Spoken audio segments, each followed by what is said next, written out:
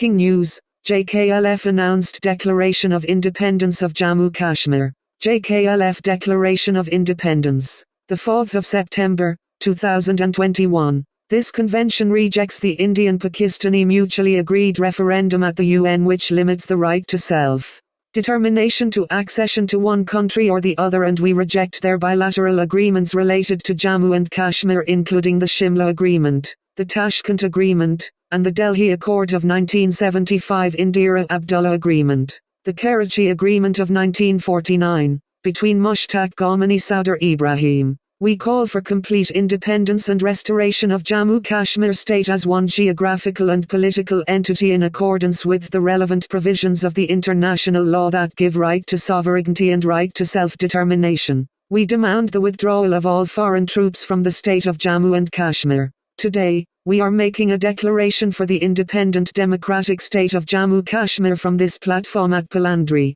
on the occasion of the historic JKLF convention. We will offer a signature campaign for consent by our people in accordance with the international law that provides the states and their people the right to determine their own political destiny, and to build a country for the 20 million people of Jammu Kashmir, who have every right to declare independence. As such, newly declared independent countries have acquired international recognition and a seat at the United Nations within 10 years. We will endeavor to do so too. Jammu and Kashmir state name, Independent United Republic of Jammu Kashmir. One area and jurisdiction. The jurisdiction of the Independent Republic of Jammu and Kashmir will cover all the territories that were included before the partition on the 14th of August, 1947. 2. Government system. The system of government will be democratic and parliamentary. 3. It will be the responsibility of the state to provide all the people of the state with full freedoms and basic human rights, including freedom of speech, freedom for political and economic development,